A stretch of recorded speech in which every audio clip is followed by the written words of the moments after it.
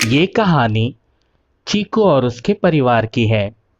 चीकू अपनी पत्नी राधा और अपनी मम्मी के साथ खुशी खुशी रहता था। चीकू और उसकी पत्नी राधा मिलकर घर चलाया करते थे। चीकू रोज सुबह अपनी स्कूटर पर बैठकर ऑफिस निकल जाता था और राधा उसको टिफिन का डिब्बा दे दिया करती थी। घर का सारा काम खत्म करने के बाद राधा अपने खाली समय में अपने मोहल्ले के बच्चों को कंप्यूटर चलाना सिखाया करती थी। इसी तरह दोनों मिलकर घर का खर्चा चला लिया करते थे।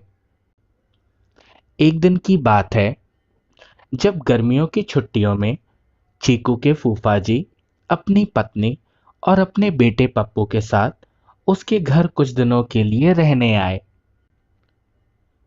जिस दिन फूफा जी चीकू के घर आए, उस दिन बहुत गर्मी थी। घर आते ही उन्होंने चीकू से कहा कि भाई यहां तो बहुत गर्मी है, तुम लोग कैसे रह लेते हो? हाँ। फिर फूफा जी ने चीकू से पूछा, क्या घर में कोई एसी या कूलर है कि नहीं?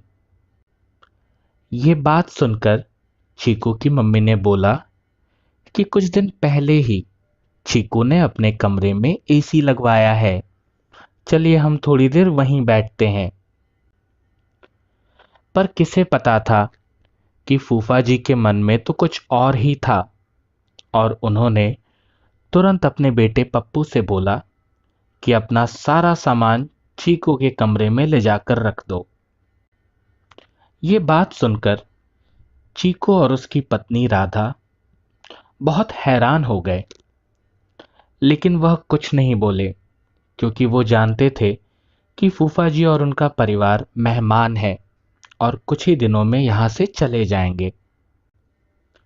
समय बीतता गया और फूफा जी को चीकू के यहां रहते हुए अब 1 महीना हो चुका था।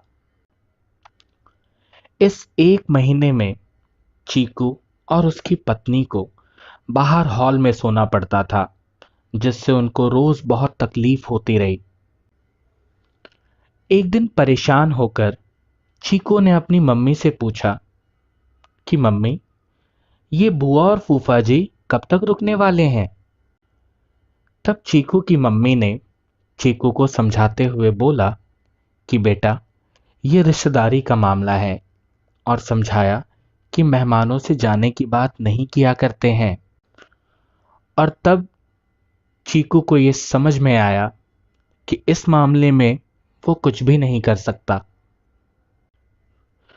उसी वक्त राधा वहां आ गई और राधा ने चीकू से कहा कि वो सब तो ठीक है, लेकिन फूफा जी का बेटा पप्पू घर में दिन रात बहुत शोर मचाता है।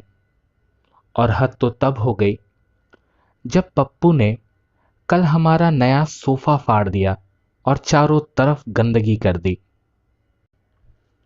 ये बात चीकू को अभी तक पता नहीं थी, पर यह सुनकर चीकू को बहुत गुस्सा आया क्योंकि उसने महीनों की कमाई को जोड़कर वो नया सोफा लिया था।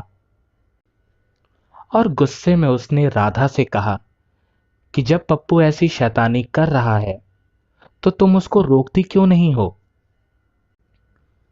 इस पर राधा ने जवाब दिया कि जब से फूफा जी और बुआ जी घर आए हैं, तब से वो दोनों रोज कुछ नया खाने की डिमांड करते रहते हैं, जिसकी वजह से मेरा और मम्मी जी का पूरा दिन तो किचन में ही बीत जाता है। जब चीकू को घर की समस्या बढ़ती नजर आई, तो उसने सोचा कि अब फूफा जी से पूछना जरूरी हो गया है कि वह कब अपने घर वापस जाएंगे। और फिर चीकू ने कहा कि मैं अभी जाकर फूफा जी से पूछता हूं। फूफा जी के पास पहुंचते ही चीकू ने बातों ही बातों में फूफा जी से कहा कि फूफा जी 1 महीना हो गया है, आपकी जॉब की छुट्टियां तो खत्म हो गई होंगी ना? तब फूफा जी ने चीकू से कहा कि चीकू, मैंने तो जॉब कब की छोड़ दी है, आज मेरे हाथ में कोई नौकरी नहीं है। अब तो मैं बिजनेस करता हूं और अब मैं इस शहर में भी कुछ बिजनेस खोलने की सोच रहा हूं। पहले इस शहर को अच्छे से समझ लूं, जिसमें 2-3 महीने तो लग ही जाएंगे। फूफा जी की ये बात सुनकर चीकू समझ गया कि फूफा जी अभी तो नहीं जाने वाले हैं, और उसने ये बात अपनी पत्नी राधा और अपनी मम्मी को बताई। फिर राधा ने गुस्से में कहा कि जब घी सीधी उंगली से नहीं निकलता तो उंगली टेढ़ी करनी पड़ती है, और अब कोई ना कोई रास्ता तो निकालना पड़ेगा।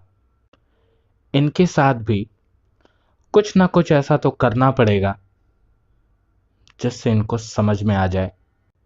और राधा ने चीकू से कहा कि आप परेशान मत होइए, ये काम आप मुझ पे छोड़ दीजिए, मैं सब देख लूंगी। उसी रात बुआ और फूफा जी छत पर थे।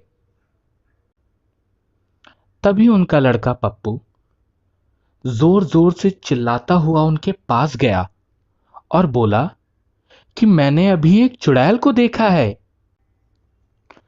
तभी एक चुड़ैल वहां आ गई और बुआ और फूफा जी को बोली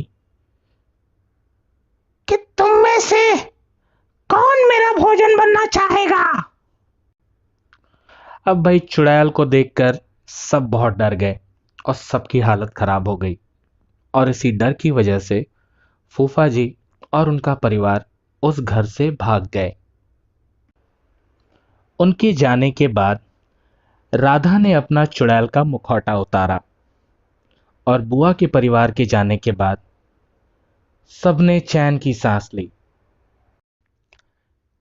तभी राधा की सास यानी कि चीकू की मम्मी ने राधा से कहा कि तू तो बड़ी अच्छी चुड़ैल बनती है। यह कहकर सब हंसने लगे